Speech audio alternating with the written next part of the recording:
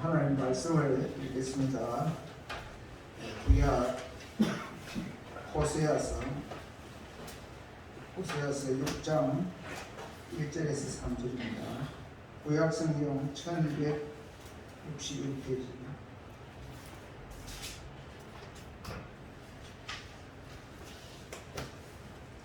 호세아 6장 1절에서 3절.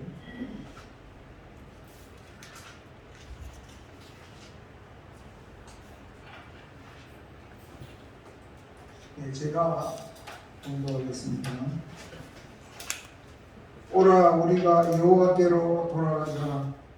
여호와께서 우리를 찢으셨으나 도로 낫게 하실 것이요, 우리를 치셨으나 싸매어 주실 것입니다. 여호와께서 이틀 후에 우리를 살리시며 셋째 날에 우리를 일으키시리니 우리가 그의 앞에서 살리라. 그러므로 우리가 여호와를 알자. 힘써 여호와를 알자. 그의 나타나심은 새벽빛같이 어김없나니 비와 같이 땅을 적시는 늦은 비와 같이 우리에게 임하시리라 하니라. 아멘.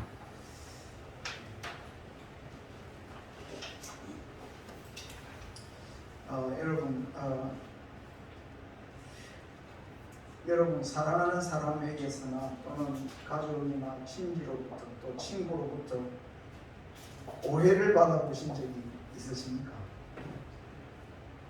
내 마음을 몰라주고 아주 참 돌아서고 멀리 가버린 그런 사람들, 또는 날마다 나에게 험담을 하는 그런 사람들, 그런 경험들이 없으신지 모르겠습니다.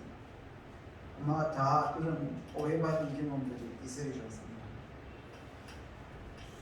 그런데 이 세상에서 가장 오해를 많이 받으시는 분이 누구신지 아십니까? 우리 하나님이십니다. 누구로부터 가장 오해를 많이 받으시느냐? 하나님을 믿는다 하는 사람들로부터 제일 오해를 많이 받으시는 그런 분이 하나님이시다. 그래서 오늘 우리가 읽은 이 말씀을 통해서 하나님께서 그 백성들로부터, 하나님의 자녀들로부터 어떻게 오해를 받고 있는지, 그런 말씀들을 먼저 생각을 해보겠습니다. 그래서 이 설교를 듣고 난 후에는 여러분이 하나님께 대한 가지신 오해가 좀 풀리기를 바랍니다. 그리고 하나님을 더 힘써 알아가는, 하나님을 더 이해해가고 하나님을 더 알아가는 그런 여러분들이 되시기를 바라겠습니다. 제가 제일 먼저 말씀드리고자 하는 것은, 제발 하나님 좀 오해하지 마세요. 제발 하나님 좀 오해하지 마세요. 이런 말씀입니다. 그러니까 우리가 살아가면서 제일 가슴 아픈 것은 내가 믿는 사람들, 내가 사랑하는 사람들로부터 마음 오해를 받을 때 제일 마음이 쓰리고 아픈 것입니다. 우리 하나님께서도 하나님을 믿는다 하는 사람들로부터 오해를 받으시고 하나님의 마음이 아프다는 것입니다.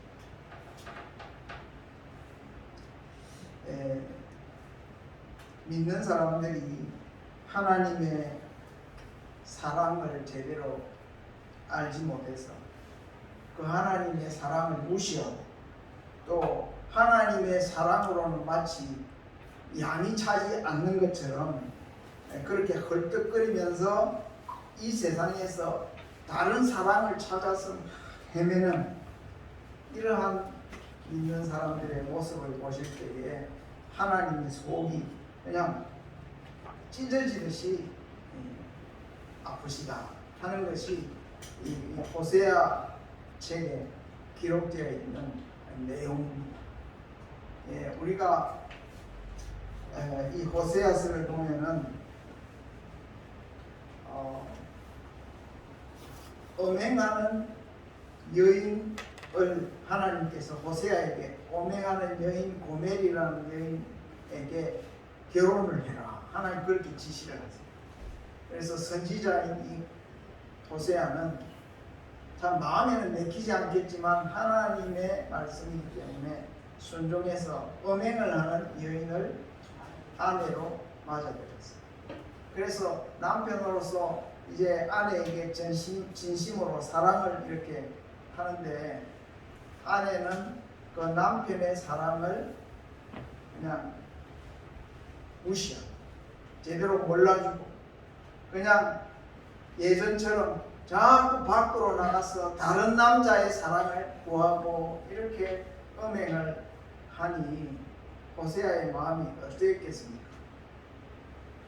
그래가지고 다른 남자와의 관계에서 자녀가 셋이나 태어났어요. 그러니 이 호세아의 마음이 막 썩어 문드러질 대로 문드러졌지 않겠습니까? 왜 하나님께서 호세아에게 이렇게 음행하는 여인을 아내로 맞으라 하셨을까? 선지자 호세아에게. 그것은 하나님이 이스라엘 백성들이 하나님께 대하여 믿는 하나님의 자녀들이 하나님께 대하여 하나님의 사랑을 저버리고 자꾸 세상으로 나가서 세상에 있는 것들을 사랑하고 우상을 섬기고 하는 것이 마치 여인이 음행하는 것과 같아서 하나님이 이스라엘 백성들로 인하여서 얼마나 속이 상하고 마음이 상하는지 호세아 내가 한번 그렇게 살아가지고 내 마음을 좀 이해를 해달라 이런 뜻으로 하나님께서 호세아에게 그렇게 음행하는 여자와 결혼을 하라 하셨다고 생각을 합니다. 그래 호세아가 하나님을 생각해 보면서 이 음행하는 여인과 같은 이 이스라엘 백성들에게 하나님께서 징계를 하실 것을 경고로 말씀하시면서 하나님께로 더 이상 매를 맞고 그냥 그렇게 그 가운데서 망하지 말고 하나님께로 돌아오라 하는 이 말씀을 정말 가슴에 사무치듯이 호세아 자기가 경험해 보았기 때문에 하나님의 마음을 조금이라도 이해하는 가운데 사무치는 마음으로 그렇게 이스라엘 백성들에게 또 유대 백성들에게 말씀을 하고 있습니다. 그래서 하나님의 사랑을 무시하고 오해하는 이 이스라엘 백성들 하나님을 얼마나 오해하고 있는 것입니까? 하나님의 사랑을 오해하고 있는 것이죠. 우리가 믿는 사람들이 하나님의 사랑을 오해하는 것은 여기에서 그치지 않습니다. 하나님께서 그 하나님을 떠나서 음행하듯이 살아가는 세상 것들을 추구하면서 살아가는 그 이스라엘 백성들을 징계를 하시는데 하에 이렇게 때려서 그 살같이 찢어지도록 하나님께서 매를 때리셨다는 거죠. 그런데 이스라엘 백성들은 하나님에 대해서 또 오해를 합니다. 하나님이 우리를 사랑한다면 어떻게 우리가 뭐 좀 이렇게 잘못했다고 해서 우리를 그렇게 이렇게 매를 쳐가지고 살이 찢어지도록 이렇게 우리를 치시냐고 하면서 이스라엘 백성들이 그렇게 징계하시는 하나님의 그 마음을 또 오해를 하는 거예요. 여기 6장 1절에 보면 오라 우리가 여호와께로 돌아가자 여호와께서 우리를 찢으셨으나 도로 낫게 하실 것이요 우리를 치셨으나 싸매어 주실 것입니다. 하나님께서 우리가 하나님을 떠나서 우리 마음대로 세상에 취하여서 하나님의 사랑을 저버리고 살아가면 하나님의 마음이 애타서 돌아오도록 권면을 하고 또 권면을 하지만 기어이 고집을 부리고 세상에 그냥 빠져서 그냥 계속 그렇게 살 때에 하나님이 그냥 두면 이게 망할 수밖에 없으니까 매를 때리시는데 그 매를 때리는 것이 그냥 그 매를 맞고서는 어떻게 사랑의 하나님이시라 하면서 나에게 이렇게 매를 때릴 수 있냐고 막 하나님께 대어드는 거예요. 그렇게 또 하나님을 우리 믿는 사람들이 오해할 수가 있다는 거예요. 하나님이 매를 때리시고 우리를 어렵게 하시는 그 이유는 어디에 있습니까?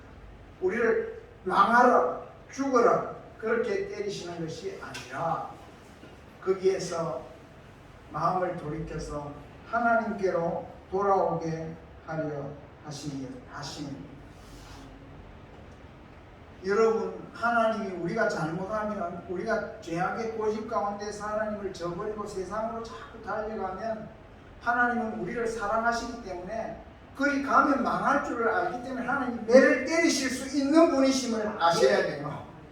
하나님은 매를 못 치실 줄 압니까?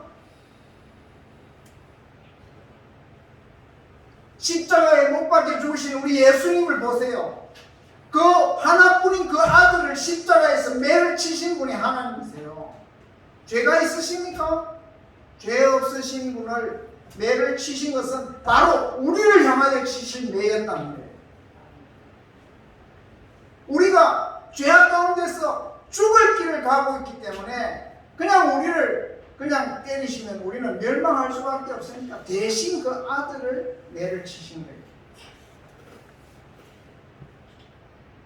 그렇기 때문에 우리 하나님은 정말 우리를 사랑하시는데 이 사랑을 오해하시면 안 돼요. 하나님은 저와 여러분을 사랑하십니다.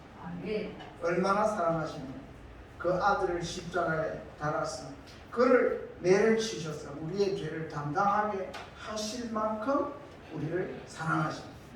기어이 우리를 돌이키셔서 우리를 고치시고 싸매시고 낫게 하시려고 하시는 하나님이세요.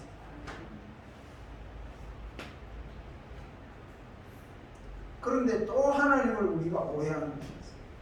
우리가 인생을 살다가 그냥 해도 안 되고 세상의 모든 일들이 다 무너지고 완전히 그냥 인생을 포기할 만큼 이렇게 무너져 있을 때에 하나님께서 나에게로 돌아오라, 내가 너희를 고치리라, 낫게 하리라 이래 말할 때에 아유 뭐 하나님이 뭐 나를 고치기는 뭐 고칠 수 있겠어, 내가 이렇게 됐는데 누가 나를 지금 다시 회복시킬 수가 있겠어 하면서 그냥 그 상한 그 상태로 그냥 무너진 그 상태로 나는 그냥 이렇게 인생을 마치고 말 거야 하는 이러한 생각으로 하나님이 그 못 고치기라고 생각하는 오해를 또 하신단 말이에요. 하나님은 능히 고치실 수 있는 분이십니다. 아멘. 예수님이 십자가 위에서 매를 맞아서 못 박혀 죽으셨지만 제4일에 다시 살리셨죠. 아멘. 예수님을 다시 살리신 그 하나님께서 우리 죄악 가운데 있는 우리를 그의 피로 싸매시고 용서하시고 깨끗하게 하신 후에 우리를 다시 살게 하실 수 있겠습니까? 없겠습니까? 하나님은 우리를 사랑하시기 때문에 마치 우리가 죽은 자와 같을지라도 하나님께서 우리를 다시 고치시고 그 다음에 우리를 다시 싸매시고 그 다음에 다시 우리를 살리시고 그 다음에 다시 우리를 그 병중에서 그 무너진 자리에서 다시 일으키셔서 그 다음에 우리 하나님과 함께 살게 하신 하나님이십니다. 하나님 앞에 범죄한 인생으로 평생을 살다가 하나님께 돌아오면 우리가 눈을 뜰 때 우리가 다시 깨어났을 때 하나님 보기가 면목이 없잖아. 며칠 전에 김정은이 그 북한 주민들 앞에서 북한 주민들을 잘 못 살고 힘들게 했다고 면목이 없다 했다는 게, 제가 그 이야기를 듣고 너무 놀랐는데, 자, 아무튼 우리가 마음에 하나님이 우리를 사랑하신 그 사랑에 비해서 내가 하나님께 대해서 오해하고 내 마음대로 살면서 엉망으로 내 삶을 망가뜨린 내 자신을 생각해 볼 때, 하나님이 다시 나를 회복시키셔도 내가 하나님을 볼 면목이 없잖아요. 그러나 우리 하나님은 그런 우리의 부끄러움까지도 다 감쌌어. 하나님 앞에, 하나님 뒤에 살게 하는 것도 아니고 하나님 앞에 우리를 주시고 하나님과 교제케, 하나님과 다시 함께 살도록 해주시는 하나님. 그래서 우리 하나님께로 돌아오시고 하나님께로 돌아가는 우리의 상한 모든 육신과 우리의 영혼을 하나님께서 싸매시고 낫게 해주시고 다시 살리시고 일으키시고 하나님과 함께 살게 해주시는 줄을 믿으시기 바랍니다. 제발 좀 하나님 오해하지 마세요. 하나님은 예수 그리스도 안에서 저와 여러분을 죽도록 사랑하시는 분이 하나님이십니다. 우리가 망하고 우리가 포기하고 우리가 좌절하여 자빠져 있는 것을 누가 가장 안타깝게 생각하시느냐? 하나님이십니다. 그렇기 때문에 우리가 죄의 고집으로 내 그냥 자격지심으로 나는 그냥 이렇게 살다가 그냥 이렇게 그냥 살 거야, 이런 생각으로 고집하지 마시고 하나님의 그 사랑 안으로 다시 돌아오시면 완전히 다시 회복되고 살려주실 것이라고 말씀하십니다. 그래서 이제 하나님께로 돌아와서 다시 살리심을 받은 회복된 성도들에게 이제 하나님께서 호세아 선지자를 통하여 이렇게 말씀하십니다. 6장 2절에 6장 3절에 그러므로 우리가 여호와를 알자, 힘써 여호와를 알자, 이렇게 말씀했습니다.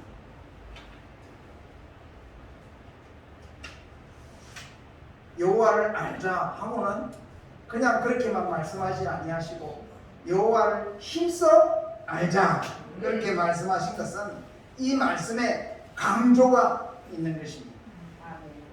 우리 예수님을 믿는다고 하는 것은 처음에 교회 나와서 하나님의 말씀을 듣고 내 죄를 깨닫고 예수님을 나의 구주로 믿고 세례를 받는 것, 세례를 받았다고 우리의 믿음 생활이 다 끝난 것이 아니에요. 이제 나는 세례를 받았으니까 이제는 나는 이제 예수 믿는 사람이다. 예, 맞습니다. 그러나 세례를 받고 난 후에 우리가 하나님 앞에 이제 살게 되었으니 이제는 부부관계가 다시 회복되었으니 관계 회복만이 문제가 아니라 실제로 부부로서 서로 연애하듯이 힘써 알아가는 것이 중요하다라는 것입니다. 이 세상에 많은 부부들이 있지만은 그냥 법적으로 부부 관계만 이렇게 더 맺어놓고 실제로는 마치 남을 보듯이 또는 오히려 원수를 대듯이 그냥 니는 니고 내는 내고 이렇게 살아가는 부부들이 사실 많지 않습니다. 그러나 정말 부부로서 관계를 유지하는 것도 중요하지만 실제로 부부로서 날마다 서로 연애하듯이 사랑하는 것이 더 중요하겠죠. 연애는 결혼 전에 하는 거고 결혼하고 나면은 이제는 이제 내 사람이니까 그냥 이래도 되고 저래도 되고 서로 생각하면 말로 결혼해. 결혼하고 나서 더 서로 사랑하고 더 알아가고 하는 그러한 참 삶을 누리기 위해서 우리가 결혼을 하지 않습니까? 우리 하나님을 믿는 이유가 어디에 있습니까? 그냥 세례를 받고 끝나는 데 있습니까? 그것이 아니라 하나님을 마치 연애를 하듯이 날마다 하나님을 사모하고 사랑하고 하나님도 나를 사랑하고 나를 또 가까이 해주시고, 그래서 내가 전에 하나님을 오해하는 것이 다 하나씩 해소되고 하나님을 정말 마음을 다해서 내 평생에 하나님을 사랑하면서 그 사랑을 깨달아가는 그러한 관계, 그 삶을 하나님이 우리에게 원하신다는 것입니다. 여기서 하나님을 여호와를 알자, 힘써 여호와를 알자, 이 말씀은 그냥 뭐 학교에서 뭐 이렇게 공부하듯이 무슨 지식을 쌓아가자 그런 말이 아니라, 우리 인간과 인간이 서로 알아갈 때 뭐 학교 공부합니까? 공부하는 것이 아니라 서로 이런 이야기도 하고 서로 이런 일도 하고 또 이런 계획도 하고 서로 이렇게 같이 지내면서 이렇게 서로를 알아가는 그런 관계를 말하는 거예요. 그래서 하나님께서 주신 이 성경책은 뭐겠습니까? 제가 주보에 적어놨는데, 성경책은 하나님의 연애 편지. 하나님의 연애 편지. 연애 편지도 진짜 사랑하는 사이 같으면 뭐 좀 떨어져 있으면 뭐 저도 좀 그렇게는 못했지만 편지를 많이 보내지 않습니까? 그러면 그 편지만 모아놔도 뭐 이렇게 수고히 쌓아놓은 사람들 있잖아요. 그와 같이 하나님께서 오늘 그를 사랑하는, 하나님을 사랑하는 사람에게, 또 하나님이 사랑하시는 사람에게 보내신 글들이 이렇게 쌓여 있다는 거예요. 아멘? 아멘. 오늘 이 성경책이 쌓아놓은 연애 편지야, 그동안. 그래서 마음이 울적할 때 옛날에 사진도 뒤적이고 편지도 뒤적이고 이렇게 하듯이, 오늘 우리가 하나님을 알아감에 있어서 하나님께서 우리에게 주신 이 편지를 열심히 좀 찾아보고 읽어보고 그 말씀을 통해서 하나님이 어떤 분인지를 좀 더 알아가야 되지 않겠습니까? 아멘. 그냥 뭐 아무 생각 없이 예수를 믿는 것이 아니라, 이제 남은 생애 동안에 지금까지는 하나님을 내가 사랑하고 하나님을 알아가면서 살지 못했다면, 이제는 하나님을 좀 더 힘써 알아가는 남은 생애가 되시기를 바랍니다. 아멘. 하나님은 저와 여러분들이 하나님을 모르는 아주 안개 속에 있는 그런 존재로 하나님이 남아있기를 원하지 아니하시고, 하나님이 우리에게 나타나십니다. 아멘. 여기 성경에 보면은 새벽빛 같이 어김이 없다. 하나님의 나타나신 뭐라고요? 새벽빛 같이 어김이 없다. 아멘. 저도 오늘 아침에 진짜 그런가 하고 아침에 일어날 때 깜깜하게 잤잖아요. 깜깜하게 잤는데 눈을 딱 떴는데 어썸프레야 빛이 우리 방으로 들어온 거예요. 아, 이게 아침이구나. 아, 이 새벽빛이 어김없이 새벽이 오는구나. 어김없이 빛으로 새벽을 알리는구나. 할렐루야. 아멘. 맞습니까? 아멘. 아니, 오늘이 10월 11일인데 오늘 새벽에는 새벽이 왔는데 12일에는 새벽이 안 오면 어떻게 됩니까? 그런 새벽이 안 오는 날이 있습니까? 그와 같이 하나님이 우리에게 나타나시는 나타나심이 어느 날은 나타났다가 어느 날은 안 나타났다가 그런 하나님이 아니고, 우리가 하나님을 힘써 알아가면 하나님께서는 날마다 어김없이 우리에게 다가오셔서 아멘. 얘야 새벽이다 아침이다 일어나라. 여러분 사랑하는 딸이 자고 있을 때 깨우려면 어떻게 합니까? 가가지고 막 때립니까? 어떻게 합니까? 다가가서 볼에 입을 맞추면서 그죠? 일어나 이렇게 하잖아요.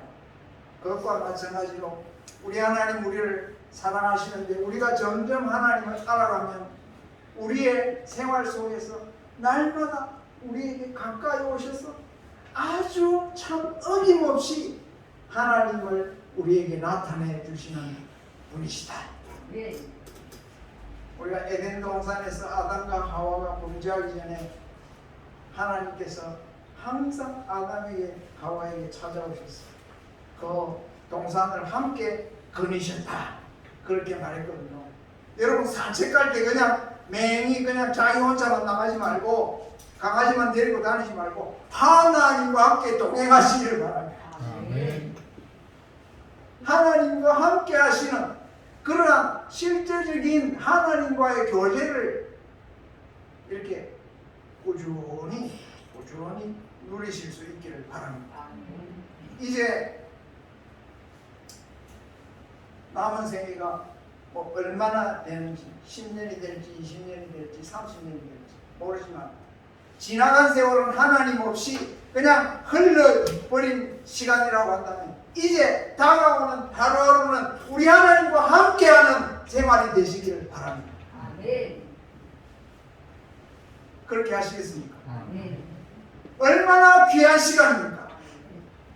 이 하나님이 지으신 이 세계 속에서 그리고 하나님이 그리스도 예수 안에서 우리를 죄 가운데서 구원해 주셔서 이제는 하나님 앞에서 하나님의 나타나심을 늘 배우고 하나님과 함께 교제하면서 하나님을 알아가는 이 복된 삶을 우리에게 주셨는데 이 귀한 생활을 우리가 해가야 하겠습니다. 세례만 받는 것이 다가 아니고 예수님의 제자로서 하나님의 자녀로서 날마다 하나님을 더 사랑하시는 저와 여러분들이 되시기를 바랍니다. 아멘. 자, 마지막으로 한 가지만 더 말씀드리겠습니다. 이렇게 하나님의 사랑과 하나님의 교제 속에서 하나님을 날마다 더 알아가는 이러한 꾸준한 신앙생활을 하게 되면 그 결과는 어떠하다 하는 것입니까? 유대 그 이스라엘 지역에는 우리하고 계절이 달라요. 우리는 비가 언제 제일 많이 옵니까? 여름. 장마가 언제입니까? 6, 7, 8 이럴 때 비 많이 오잖아요. 이번 여름에 그냥 장마 엄청 많이 왔잖아요. 그런데 이스라엘은 여름에는 비가 안 와요. 그리고 비가 언제부터 오기 시작하느냐 하면 한 10월 이때쯤부터 오기 시작하는 거예요. 그래서 그 비를 무슨 비라 하느냐 하면 따라합시다. 이른 비. 이른 비. 네, 빨리 그 해중에서 처음 내리는 이른 비가 10월에 온다는 거예요. 그러니까 비가 오면 농부들은 뭐 합니까? 그 이제 딱딱하던 말라있던 밭에 비가 와서 땅을 적시면 농부들의 마음이 바쁘죠. 밭을 갈아가지고 그 다음에 뭐 합니까? 거기에다 씨를 뿌리잖아요. 1년 농사를 하잖아요. 그래서 이른 비는 뭐 할 때 뭐를 위해서 도움이 됩니까? 파종을 할 때 도움이 되는 비가 이른 비예요. 그런데 이제 10월 달에 비가 오기 시작해가지고 그래가지고 이제 겨울에 이렇게 마치 우리 여름처럼 겨울에 비가 이렇게 오다가 이제 곡식이 연걸어 가야 할 그러한 때에 하나님께서 3월과 4월에 비를 주시는데 그 비를 무슨 비라 하겠습니까? 늦은 비라. 늦은 비. 한번 따라합시다. 늦은 비를 내리시는데 이 늦은 비를 받으면서 햇살을 받으면서 곡식이 어떻게 되겠습니까?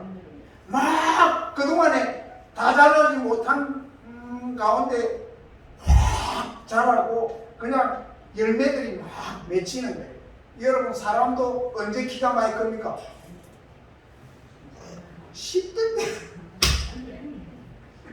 10대 때 이거는 꼭 무슨 비료를 주듯이 아이들이 막 쑥쑥쑥쑥 자라지 않습니까? 그것과 마찬가지로 늦은 비가 오면 이 곡식들이 이제는 추수 때가 가까우니까 막 그동안에 못 자란 건 막 자라가지고 열매가 연들어가지고 추수를 한다 이거. 우리가 여기에도 6장 3절에 보면 그렇게 말씀했습니다. 비와 같이 땅을 적시는 늦은 비와 같이 우리에게 임하시리라. 이 말씀은 우리 인생을 농사로 비교해 본다면 우리가 하나님을 알고 하나님을 힘써 알아가면서 하나님의 일정한 나타나신 가운데 늘 하나님과 교제를 하면 이제 씨가 뿌려진 땅과 같이 우리 가운데에서 하나님의 사랑이 점점 싹을 틔워가지고 우리 인생에 새로운 일들이 막 일어나기 시작하는 거예요. 그런데 그러한 싹만 나는 것이 아니라 우리 인생에 열매가 맺히면 좋지 않겠습니까? 예? 그냥 허물만 켜고 그냥 아무 알고는 없는 그런 결실이 아니라 하나님께 드릴 내 인생의 열매, 그 열매를 맺을 수 있도록 하나님께서 지금까지 쭉 우리를 도와오셨고 함께 해주셨지만 하나님 앞에 드릴 열매가 있도록 우리 인생의 때에 하나님께서 어떤 때에 흡족한 적절한 늦은 비와 같은 은혜를 부어주심으로써 우리 인생에 하나님이 기뻐하시는 열매를 맺을 수 있도록 해주신다는 거예요. 여러분 지금까지 살면서 하나님이 기뻐하시는 열매를 맺으셨습니까? 어떤 인생의 열매로 하나님을 기쁘시게 하시고 나를 예수 그리스도 안에서 구원하신 그 하나님의 은혜에 합당한 인생의 열매를 맺으셨습니까? 우리 하나님은 우리 인생에 이제 추수 때가 가까이 오는 이때에 우리 하나님께서 그냥 그 땅을 메마르게 두지 아니하시고 흡족히 늦은 비를 내려주심으로써 그 땅을 적셔서 거기에 심겨진 그 곡식들이 한껏 자라가지고 그래서 열매를 맺을 수 있도록 우리 인생에 성령의 은혜로 우리 사랑을 성숙한 사랑을 할 수 있도록 해주시고 또 우리 인생에 그동안에 찌들린 삶을 벗겨주시고 점점 기쁨으로 즐거움으로 충만케 하셔서 그냥 내 인생에 이런 행복한 때가 있었는가 이런 정말 즐거운 때가 있었는가 할 만큼 기쁨으로 충만하게 해주시고 할렐루야. 그런 기쁨 누려보셨어요? 나는 이런 때를 보리라고는 도무지 상상도 못했는데 하나님을 믿고 하나님을 알고 이렇게 그 사랑 안에서 살다 보니까 인생에 이렇게 기쁘고 이렇게 즐겁고 이렇게 감사할 수가 없다. 이러한 열매를 주신 줄로 믿습니다. 하나님께 그 열매로 그 기쁨으로 감사의 찬양을 드리고 하나님께 이렇게 참 영광을 돌리는 그런 은혜가 있게 해주십니다.